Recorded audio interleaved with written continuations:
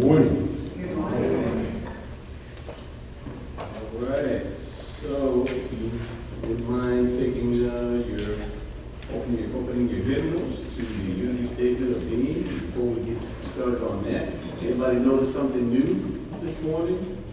We got Natalia back. You know, we got Natalia back. We got our music team together. You know. So, everybody, let's read the unity statement of being. There is one presence and one power in this church, in our lives, and in the universe. God, the good, omnipotent. And our 5 unity principles, unity principle number 1, God is absolute good, everywhere present. Number 2, God lives in us, therefore we are inherently good. Number 3, we are co-creators with God. We create our experiences through our thoughts. Number 4, prayer is creative thinking that heightens our connection with God and mind. Number 5, it is not enough to know these principles. We must live the truth. Amen. Absolutely. So if you wouldn't mind standing and taking out your, and we'll keep your hymnals out to turn to page 129. Infinite wisdom, page number 129, infinite wisdom.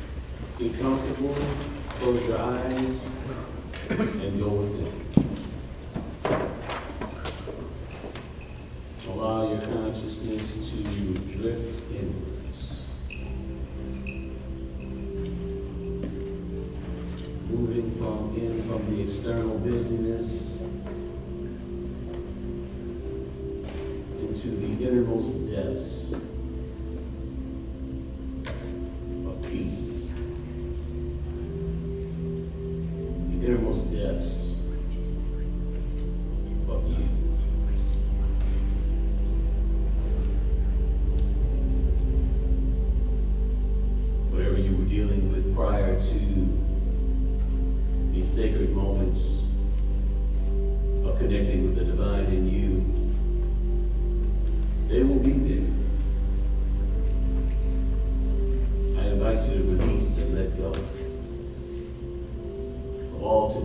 individuals of all genders and schedules.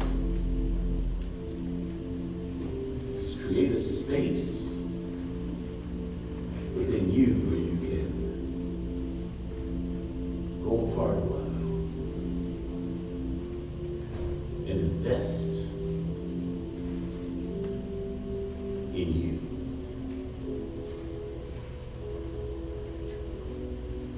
For in these moments of sacred meditation,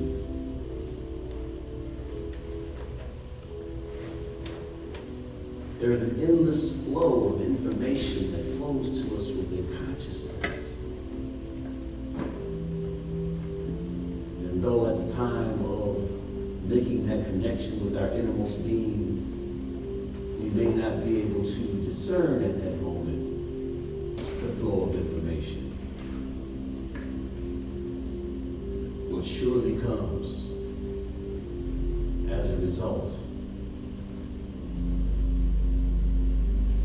of that limitless connection is peace,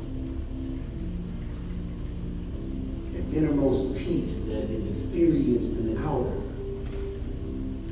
that can last throughout the entirety of our day.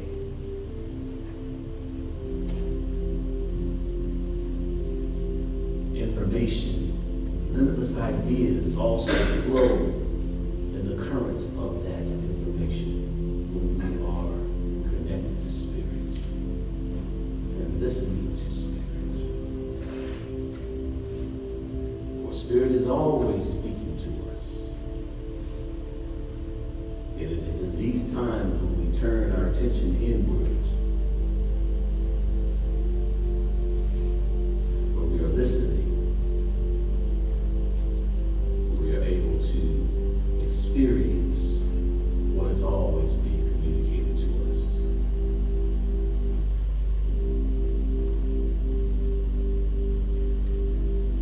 So I invite you to just simply be.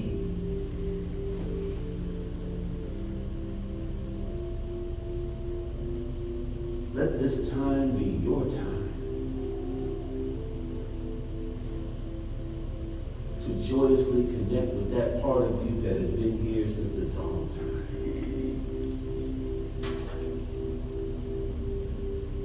A part of you that would never judge you, that would never see you as less than, not enough.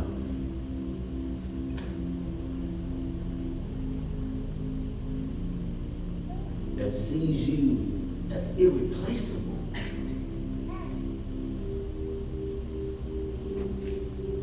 It sees you as the rarest treasure in the universe.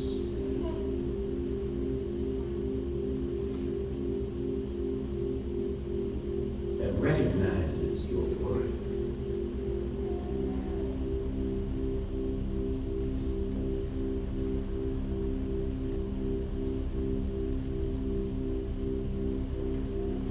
I invite you to allow the way Spirit sees you to be the way you begin to see your beautiful self, your infinite, magnificent self, where you begin to entertain ideas that perhaps you've never entertained before.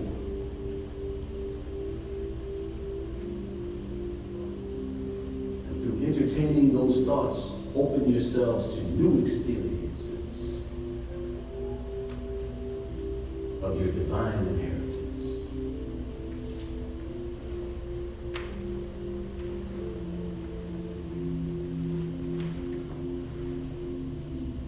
Be still. Be at peace. You need do nothing. You have a limitless connection with all that there is. You are a limitless relationship with all beings. You with all thought. You are limitless relationship with all ideas. You are limitless relationship with all consciousness.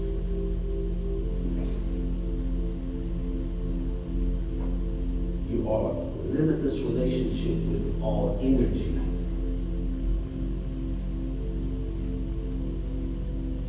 You are limitless relationship with all events, all circumstances, all things.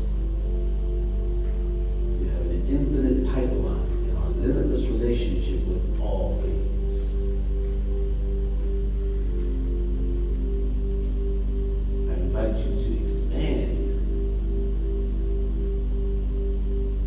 your understanding of who you are, to encompass the limitless relationship and connectivity and oneness to all things that you are. So much more than that image, that reflection. When you gaze in the mirror,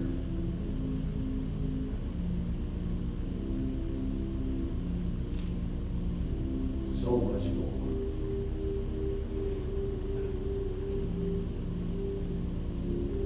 Do you see it?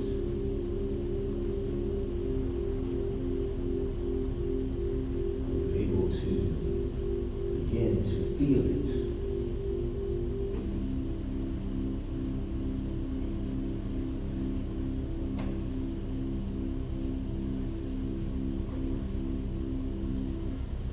So as we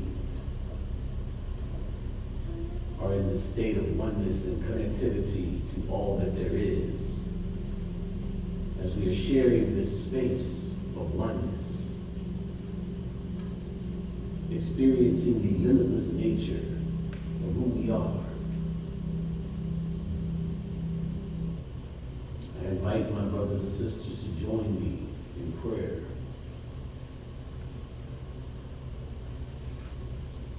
As I ask Spirit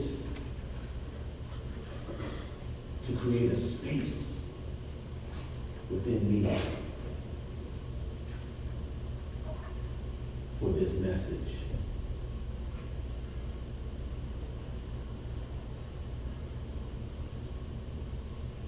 To express in me, through me, and as me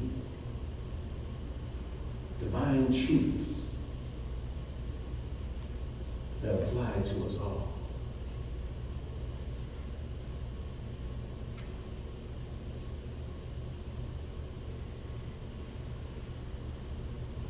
To take these truths and send them forth to the waiting and willing ears of all who are present, and to allow them to be embedded in consciousness, so that they may take root. And as the divine light of our awareness and our appreciation shines upon these seeds, allow them to grow and flourish and express new ideas that have never been expressed before,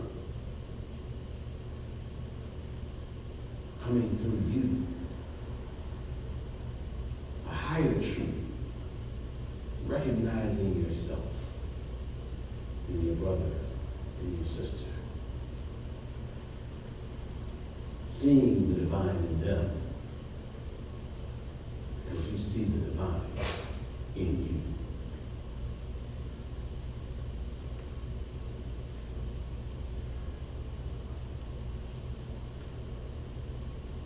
And so we ask these things in the name and after the loving nature of all that there is, that's constantly expressing in each and every moment, in us, through us, and as us. We are grateful. We are grateful. We express that gratitude. We're grateful for life. We're grateful for this new day.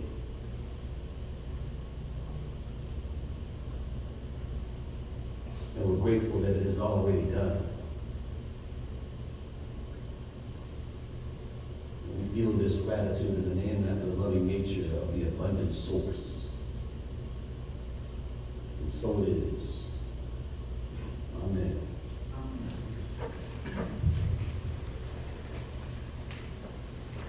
All right, so we have the choir who is going to sing a beautiful song for us.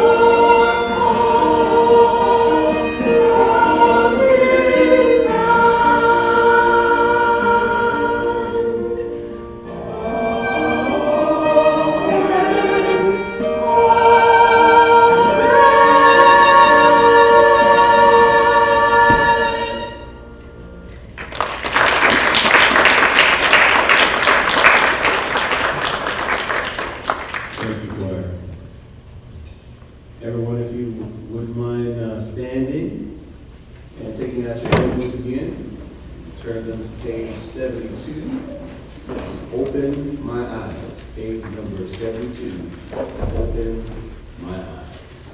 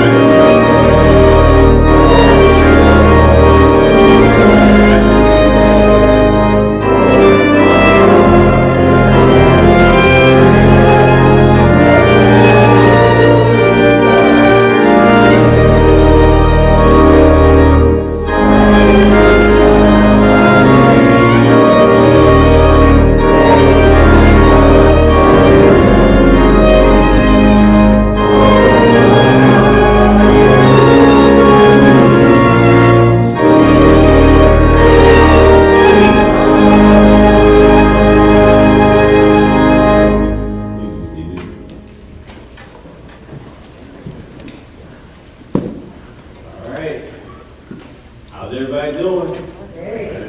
Okay. Everybody ready? Okay. All right. Timer. Okay. So the name of my talk is God as you, God as me. And this is part one of a 4-part series. So it's going to be a 4-part series of God as you, God as you, God as me. And this is the power of acceptance. You know, it was after a Sunday, one Sunday, and we were just finished singing the peace song. And a friend of mine, Don, as a matter of fact, he's not here today, but he asked me to say, I really, I appreciate you saying that, I'm God and things like that, but, I need an understanding of how I'm God. I need a better understanding of that, And so I was like, okay, and I couldn't really address it at that point, that was just something for me to take into contemplation and for me to meditate on and, just to take it within and then, go to spirit at some point. All right, spirit, it's for you, So here we go. All right. So,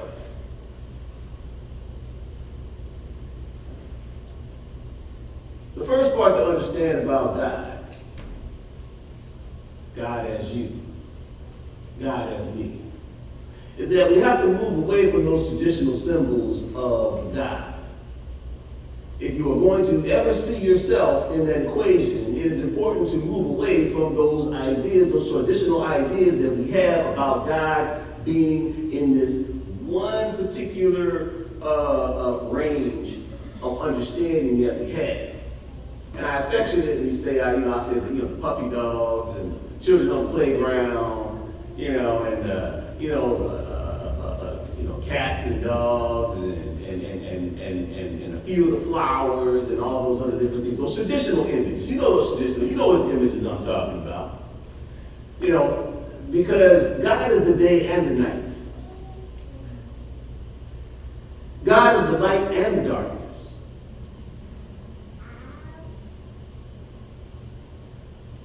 God is the wind that blows through the trees, and God is the tree falling over. God is the star being born, and God is that same star becoming a supernova. God is the Alpha and the Omega, not just the Alpha, not just the beginning. So when I refer to God, I refer to all that there is. Because all that there is God. And guess what? We're part of that equation. But when we are in the traditional programming and understanding, it's difficult to see, as my friend Don explained to me. I get it. So the first thing to understand about God is wholeness. Wholeness. Wholeness. So, in the book of Matthew, chapter 5, verses 43 to 44, Jesus, and then later on, a few sentences later, but I'm going to start with 43 to 44, he said, I say, love your enemies. Love your enemies. And pray for those who persecute you, so that you may inherit the blessings of Spirit. Now, I changed it a little bit. I put the you may inherit the blessings of Spirit because that was a 2,000-year-old scripture. We're different now. We're different people now. But that's what he was talking about. And then right after that, in verse number 48, he said, be perfect, therefore, as your heavenly Father is perfect. Now, I've already explained that here, that was a misinterpretation. When it was translated to Aramaic and then to Greek, from Aramaic to Greek, it was thought to be perfect. And so that's how you know it was a Greek writer who wrote it, because they completely missed it when they put perfect. He was saying, behold, God is holiness. Behold, be who you are. Be who you are naturally. Just be you. You do not have to aspire to be anything. You do not have to focus on being anything. Just be who you are. Now, let's go back to the enemies. The enemies are referring to our curriculum. The enemies are referring to those things that we cannot accept, that we refuse. We can accept it, but we refuse to accept it. Those situations that we have a better way for this situation to go. You know, and our brothers and sisters who test us and challenge us. And maybe we look at them in a certain way. They're those people. Whoever those people are, they're your enemies. For the sake of this, they're your enemies. That's who Jesus was talking about. Okay? The ones who disagree with us. The ones who challenge and test us. The ones who push us. The ones who are not our cheerleaders.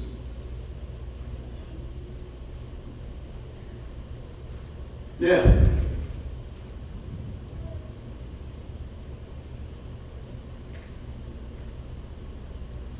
why am I focusing right now on the external?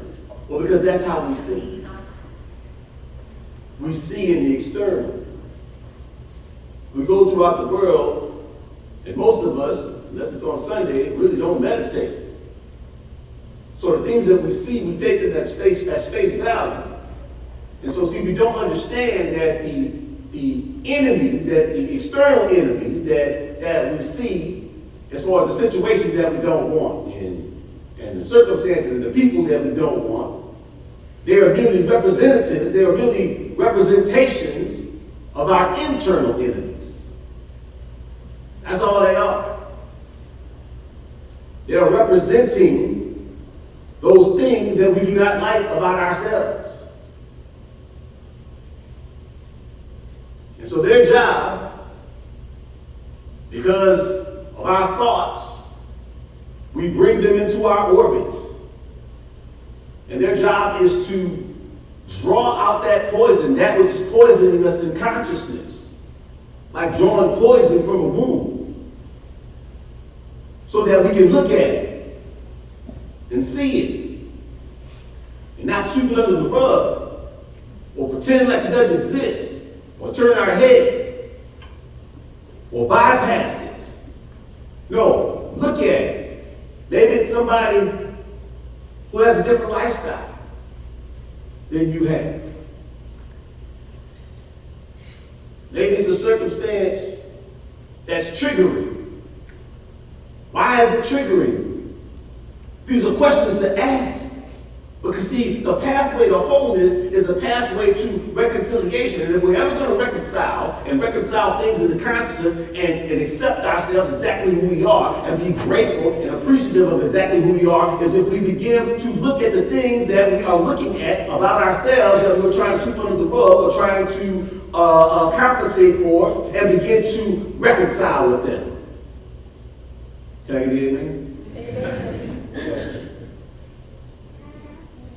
That is the only way that we will be able to express ourselves. You're already God. There's nothing for you to do about that.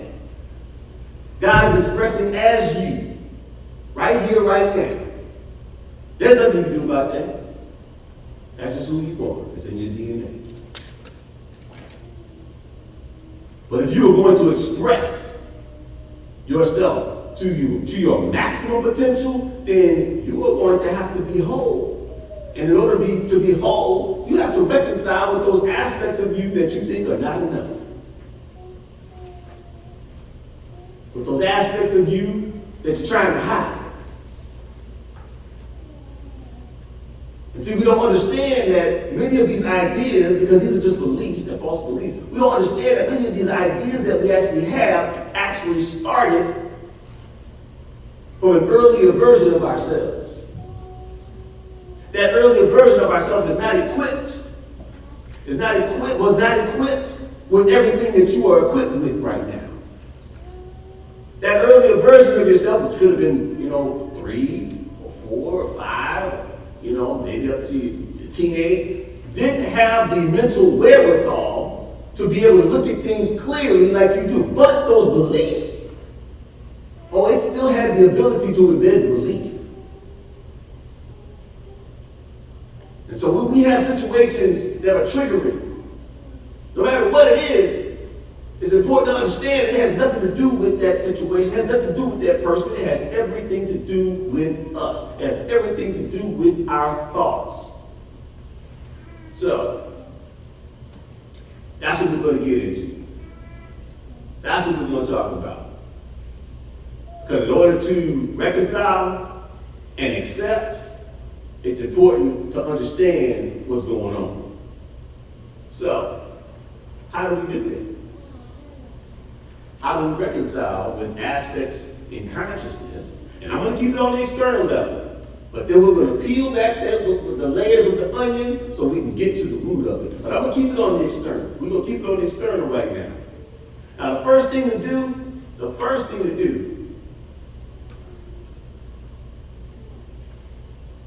is you have to establish a mindset.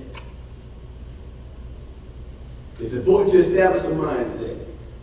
And the first aspect of this mindset is to understand that there is nothing or no one is against you.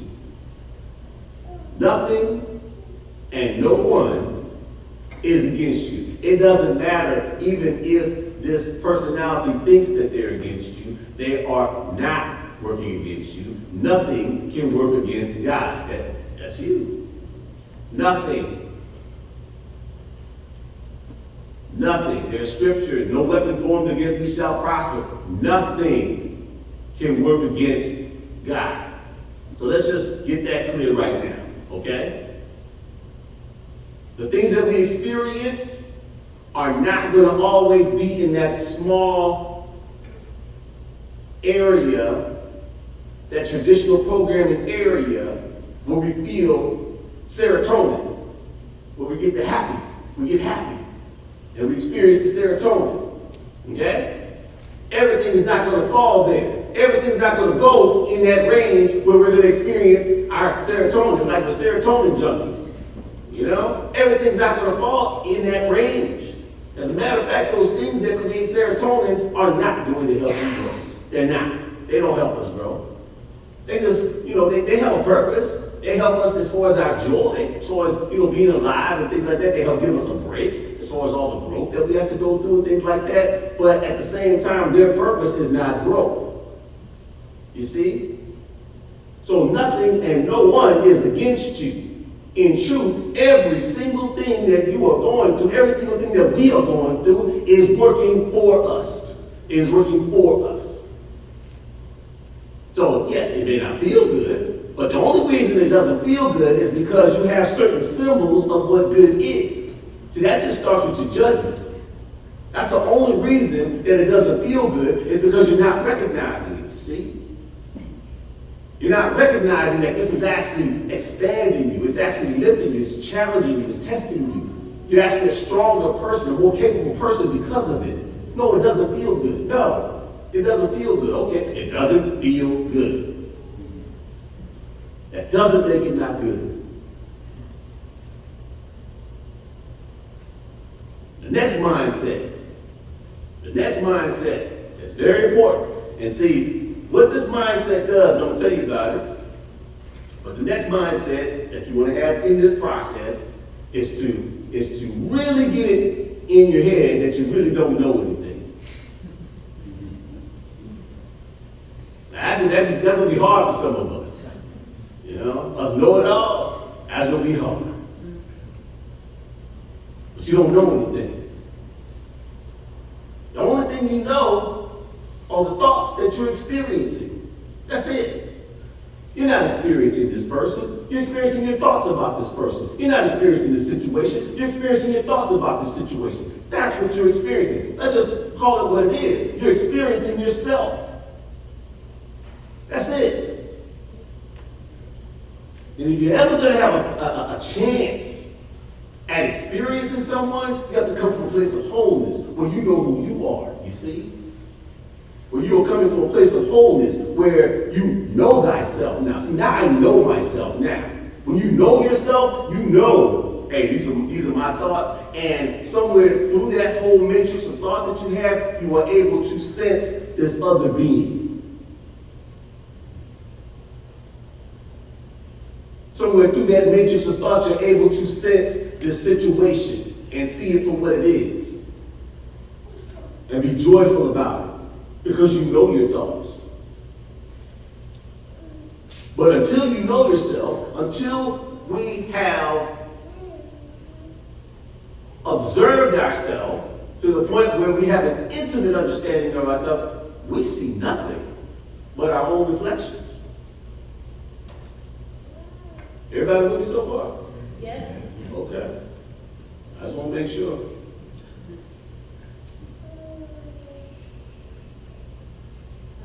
So, it's important to have these two mindsets. First of all, A, nothing and no one is against you, and B, you don't know anything. This is important for a non-judgmental mindset. This helps us to avoid judging. That's what this does. This helps to negate that judgment that wants to mess everything up, that wants to mess challenging experiences and make it bad, and make something somehow wrong with it. So this will help to offset that, brothers and sisters. So these two mindsets are very important. Okay. Now, that's just the mindset. What else does it take? All right. When you find yourself being triggered, express your frustration. Express it. I'm not saying where you have to go off on somebody or anything like that. Express your frustration. You have to go to your car, you have to yell into a pillow or something like that. Go and get that. There's a part of you, a younger part of you, that wants to be heard at this point. And you are not going to do yourself any good by pushing it in the closet. Sweeping them under the rug. That's abuse. There's a part of you that you haven't addressed, you haven't reconciled with, so of course it's yelling, of course it's coming out, of course. But give it an opportunity to express itself. Because see, once you give it an opportunity to express itself, it's going to get out. It's going to come out now at this point. It's coming out. Okay? Now, once it comes out, you can now then go to the next part of it. What I'm about to tell you is start observing it. Start observing what's happening. That's number 2. Start observing. Start observing yourself. Ask Spirit, what lesson is this hold for me? Again, this has nothing to do with what you think you're getting upset about. So ask Spirit, what is this? What is this? What is the lesson I need to learn here? You got to be accountable in this process. You have to be very accountable. You have to understand that any suffering that you're experiencing is optional. You do not have to experience suffering. You do not. I don't care what spiritual teaching you've read that said you do. You do not have to experience suffering. Suffering is optional. But we experience suffering when we refuse to accept, when we refuse to reconcile, when we refuse to reconcile with those younger versions of ourselves who need attention, who are acting out. And they're in us. They are in us. So when you're not dealing with it, and so of course I would recommend you meditate, but most of us don't meditate, so I'm just letting you right now know you don't have to meditate if you're following these steps. It makes it a lot faster, a lot easier, but meditation definitely helps. It speeds it along. But if you're not meditating, you can still follow these steps of accountability and begin to experience your wholeness. and begin to reconcile the parts of yourself that you once thought were not enough.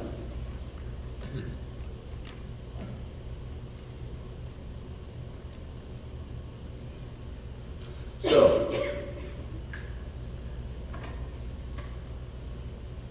after you have expressed to Spirit what lessons I might have learned here, I'm going to give you some clues.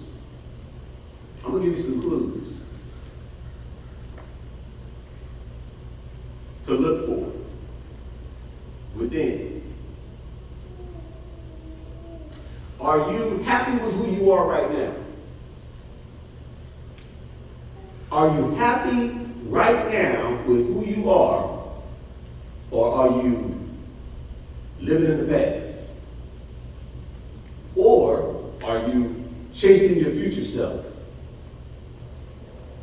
See, these things, and so to find out if you're living in the past, okay, you know what you're doing. You know, as far as if your thoughts are in the past, you're still dealing with things that have happened in the past, and, certain people you don't want to forgive and things like that, and, you're still upset about this, still upset about that, and that's impacting you right now. So, that tells you right now that you're not living in the now, okay? And if you're a person, and there's nothing wrong with self-improvement, but if you're a person that who you are right now is not enough, it's this future you, it's always about this future you, it's this future you, I gotta do this, I gotta do that, I gotta learn about this, I gotta do this, that, and it's always about this future you, this who you are right now is not enough, I got to get this, I'm trying to get to that.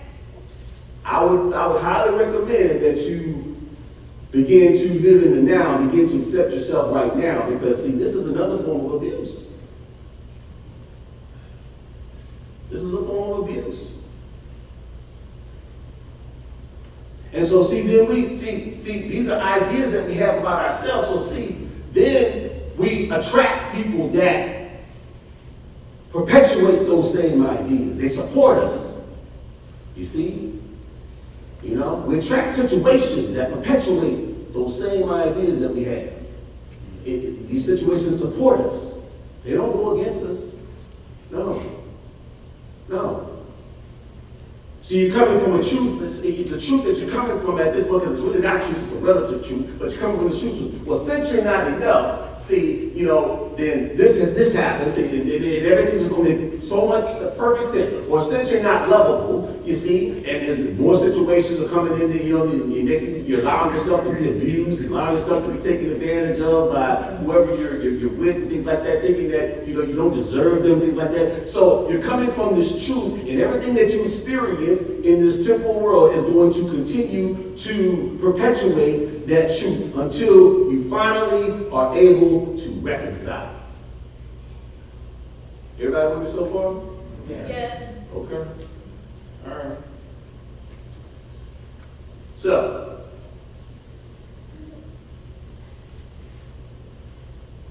last thing I'm going to talk about is prayer. I would meditate if I were you. I'm not really going to talk about meditation this talk. I'm talking about that. That's one of the things I'm talking about next week. But I would pray. I would definitely pray.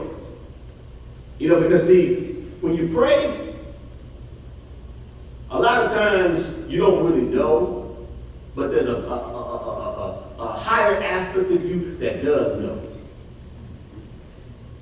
And this higher aspect of you can just basically let this higher aspect of you know what it is that you want, because it knows the desires of God. But speak to it. And when you activate God mind, you will be able to automatically go from one place to another as far as your GPS, as far as what you said in your heart. This is where you're trying to get. It's going to get you there. And you will begin to now attract people that are going to help get you there. You will then begin to attract situations and circumstances that will help get you there. So prayer is the great equalizer in this. If you're not praying and you're not meditating, I mean, come on. Just keep it real. It is the great equalizer. You are tapping into the highest aspect of you. And this highest aspect of you is biased towards your healing. Towards your healing. You talk about you want to heal? That's going to help you heal. Now, some of those things that you're dealing with, because when you say you want to heal, there's going to be certain beliefs that are standing in the way, and it's going to help bring those beliefs up from your subconscious to your conscious through, maybe you're going to be attracting some more people, but I'm just letting you know that this is a journey of redemption. This is a journey of reconciliation.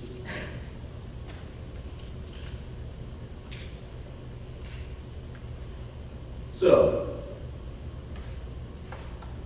all this is about, guys,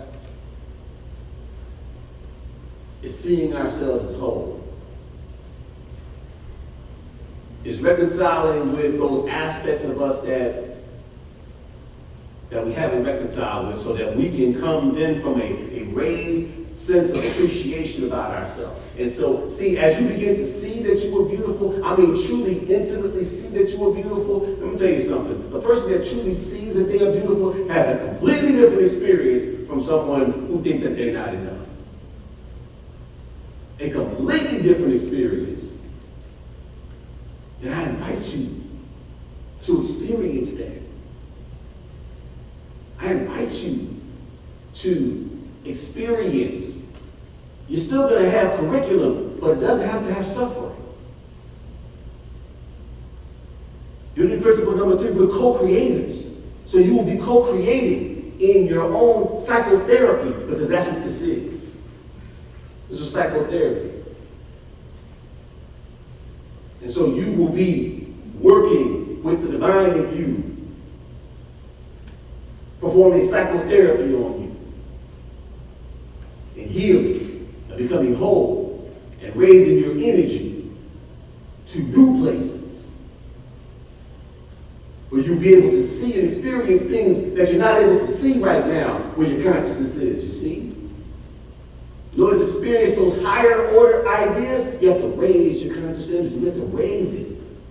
In order to experience those higher, and then those higher order ideas then become plain. So I got an affirmation. The affirmation I'm going to use is an affirmation that I've used before, and I'm going to use it again. Everybody ready? Ready. Okay, all right. I accept all of myself. Who I am, exactly as I am, is truly beautiful. Who I am, exactly as I am, is truly beautiful. One more time. One more time. Come on now. Say it like you mean it. I accept all of myself. I accept all of myself. Who I am, exactly as I am, is truly beautiful. Who I am, exactly as I am, is truly beautiful. Absolutely. Brothers and sisters, let me tell you something. You are the light of the world. You are the light of the world. Now go and be that light that your Father and God intended for you to be. Thank you. Amen.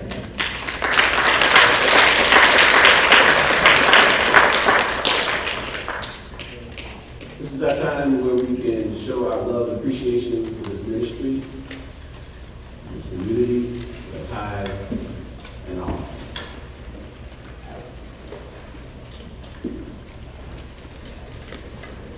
All right, repeat after me. Divine love.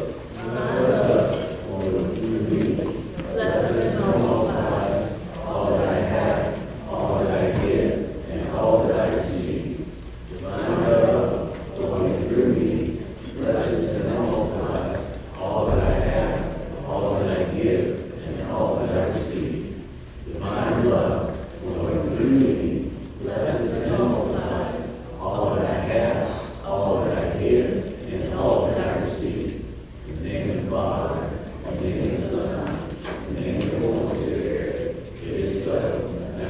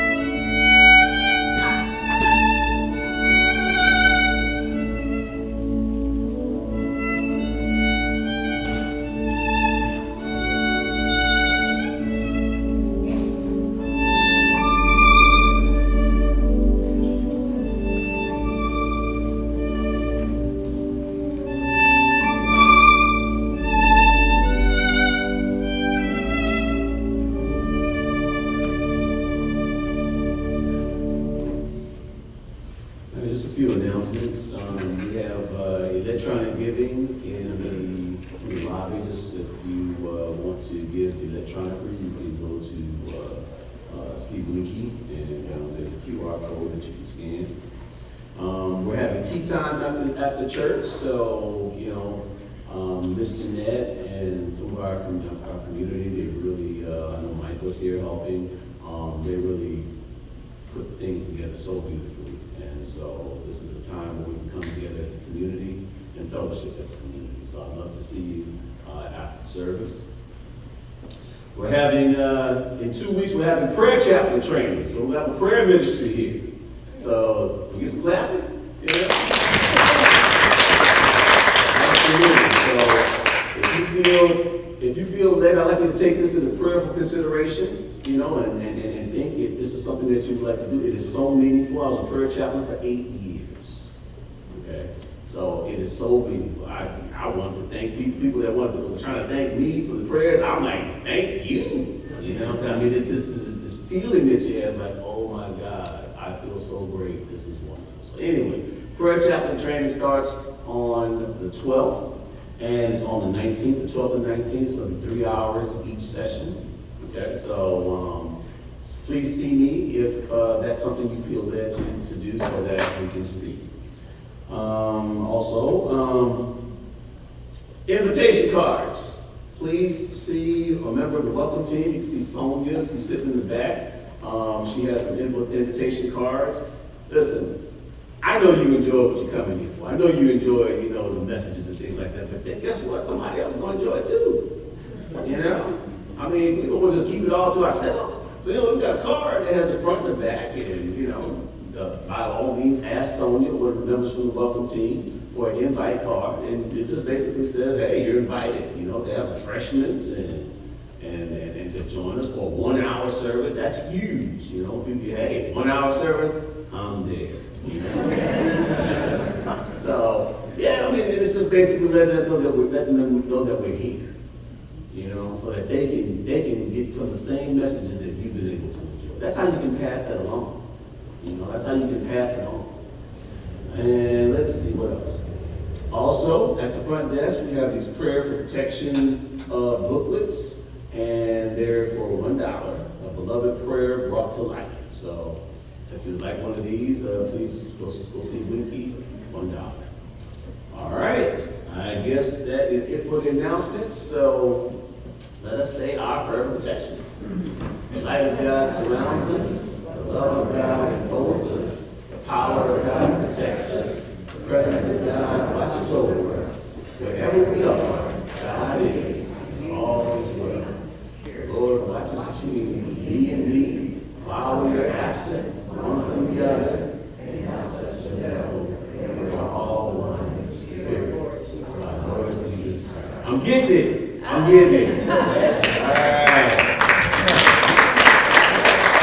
right, so let's all come together, and let's see if we can close the circle. Let's see if we can try to close the circle. Sing our piece now.